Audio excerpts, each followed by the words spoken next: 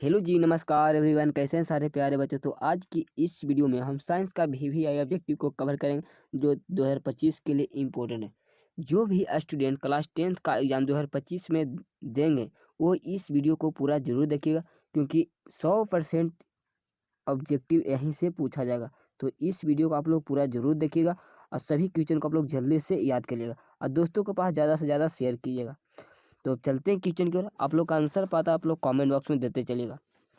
तो आज का पहला नंबर सवाल है, आमीटर से निम्नलिखित में किसे मापा जाता है। आमीटर से किसे मापा जाता है। तो आमीटर से किसे मापता है, धारा का। किससे, धारा का मापता है। याद रखिए, करेक्ट आंसर हो जाएगा। ये सभी दाम वीवीआई ऑब्जेक्टिव लेकर आए जो एग्जाम में हर साल पूछे जाते हैं। तो सभी क्वेश्चन को आप लोग जल्दी से याद करिए, क्योंकि 2025 में इससे बाहर एक भी सवाल नहीं पूछा जाएगा। तो सभी क्वेश्चन आप लोग जल्दी से याद करिएगा। तो चलते अगला सवाल की ओर। अगला सवाल है कि वह उपकरण जो विद्युत ऊर्जा को यांत्रिक ऊर्जा में बदल देता। मतलब विद्युत ऊर्जा को क्या करता है, यांत्रिक ऊर्जा में कौन बदलता है। तो विद्युत मोटर बदलता है। क्या, विद्युत मोटर बदलता है। याद रखिए, करेक्ट आंसर भी हो जाएगा। ये सभी एग्जाम के लिए मोस्ट इंपोर्टेंट सवाल है, क्योंकि हर साल एग्जाम में पूछे जाते हैं। अगला सवाल कि प्लाज्मोडियम में किस विधि द्वारा जनन होता है। प्लाज्मोडियम में क्या पूछा, प्लाज्मोडियम में किस विधि के द्वारा जनन होता है। रिप्रोडक्शन किसके द्वारा होता, तो बहुखंडन के द्वारा होता। बहुखंडन क्या होता, बहुखंडन के द्वारा। करेक्ट आंसर भेजा, क्योंकि इसका जनक क्या करता, बहुत सारे खंडों में टूटकर और संतति का निर्माण करता। क्या करता, संतति का क्या निर्माण करता है। याद रखिएगा, ये सभी एग्जाम के लिए इंपॉर्टेंट सवाल है।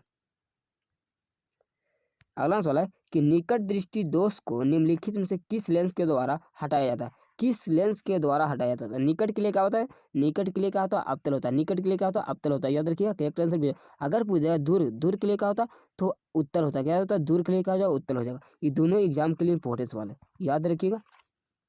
और इस वीडियो को आप लोग ज़्यादा से ज़्यादा शेयर कीजिएगा।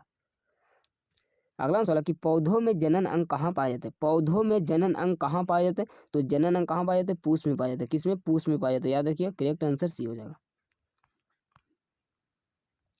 अगला सवाल है कि मेंडल ने अपने आनुवांशिकी प्रयोग हेतु किस पौधों का उपयोग किया था। किस पौधों का उपयोग किया था, मेंडल ने किस पौधों को किस पौधों पर अपना प्रयोग किया था। तो मटर के पौधों पर। क्या, मटर के पौधों पर प्रयोग किया था। करेक्ट आंसर क्या हो जाएगा, सी हो जाएगा।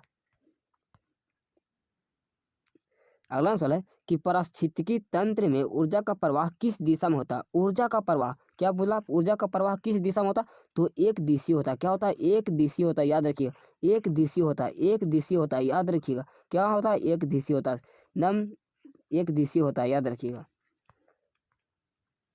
ओजोन परत पाया जाता है। ओजोन परत कहाँ पाया जाता है।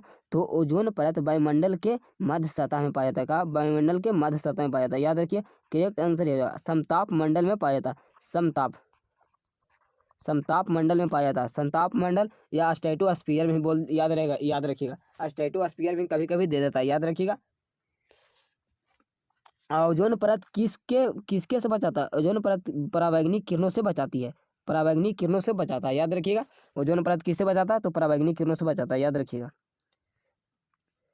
अगला सवाल है कि दाढ़ी बनाने में कौन सा दर्पण उपयुक्त होता है। मतलब दाढ़ी बनाने में हम कौन सा दर्पण का उपयोग करते हैं। तो अवतल दर्पण। क्या, अवतल दर्पण हो जाएगा। करेक्ट आंसर क्या हो जाएगा, सी हो जाएगा। अगला सवाल है कि प्रकाश के परावर्तन के कितने नियम हैं। प्रकाश के परावर्तन के कितने नियम हैं? इसका आप लोग कमेंट बॉक्स में आप लोग तड़का लगाइए। तो चलते हैं अगला सवाल की ओर। अगला सवाल है कि निर्वात में प्रकाश की चाल होती है। निर्वात में प्रकाश की चाल क्या होती है। तो 3 × 10⁸ मीटर प्रति सेकंड होता है। क्या होता है, प्रति सेकंड होता है। करेक्ट आंसर ही हो जाएगा। अगला सवाल है कि किस दर्पण में बड़ा प्रतिबिंब बनता है। किस दर्पण में बड़ा प्रतिबिंब बनता है। किस में बड़ा प्रतिबिंब बनता है। तो अवतल दर्पण में कैसा बनता है, बड़ा प्रतिबिंब बनता है। याद रखिएगा, करेक्ट आंसर भी हो जाएगा। अगर पूछेगा उत्तल दर्पण, उत्तल दर्पण में केवल छोटा प्रतिबिंब बनता है। छोटा केवल छोटा प्रतिबिंब बनता है, याद रखिए। और समतल दर्पण में कैसा बनता है, बराबर प्रतिबिंब बनता है। बराबर प्रतिबिंब बनता है, याद रखिएगा। तीनों एग्जाम के लिए इंपॉर्टेंट सवाल है, वेरी वेरी इंपॉर्टेंट सवाल है, याद रखिएगा। अगला सवाल है कि दंत विशेषज्ञ किस दर्पण का उपयोग मरीजों के दांतों का बड़ा प्रतिबिंब देखने के लिए करता है। बड़ा प्रतिबिंब किसमें बनता है। तो बड़ा प्रतिबिंब देखने के लिए किसका उपयोग करते हैं। तो अवतल दर्पण। किसका, अवतल दर्पण, याद रखिएगा। करेक्ट आंसर भी हो जाएगा। अगला सवाल है कि किस दर्पण में केवल आभासी एवं काल्पनिक प्रतिबिंब बनता है। केवल आभासी एवं काल्पनिक प्रतिबिंब किसमें बनता है। तो समतल दर्पण और उत्तल में, समतल और उत्तल में बनता है। करेक्ट आंसर क्या हो जाएगा, डी हो जाएगा। अगला सवाल कि मोटर चालक के सामने दर्पण साइड मिरर में लगा रहता है, साइड मिरर में कौन सा दर्पण का उपयोग किया जाता है? तो साइड मिरर में उत्तल दर्पण का उपयोग करते हैं। क्या? उत्तल दर्पण का करेक्ट आंसर सी हो जाएगा। साइड मिरर, आप लोग क्वेश्चन को बढ़िया से पढ़िएगा। साइड मिरर पूछा गया, क्या साइड मिरर में लगा होता है? तो उत्तल दर्पण याद रखिएगा। अगला सवाल है कि गोलीय दर्पण के परावर्तक पृष्ठ के वृत्ताकार सीमा का रेखा का व्यास होता है। वृत्ताकार सीमा रेखा का व्यास क्या कहलाता है? तो गोलीय दर्पण का द्वारा कहलाता है। क्या? गोलीय दर्पण का द्वारा कहलाता है।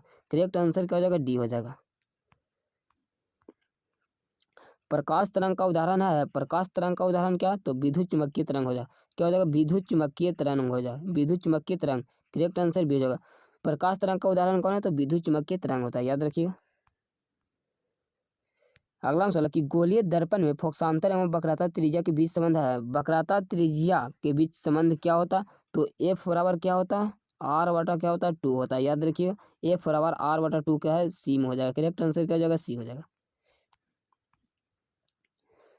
अगला सवाल कि समतल दर्पण में प्रतिबिंब की प्रकृति क्या होती है? समतल दर्पण में प्रतिबिंब की प्रकृति क्या होती है?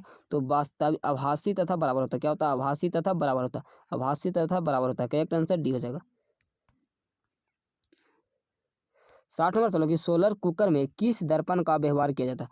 सोलर कुकर में किस दर्पण का व्यवहार किया जाता है? सोलर कुकर में किसका उपयोग करते हैं? तो अवतल दर्पण। क्या हो जाएगा? अवतल दर्पण हो जाएगा।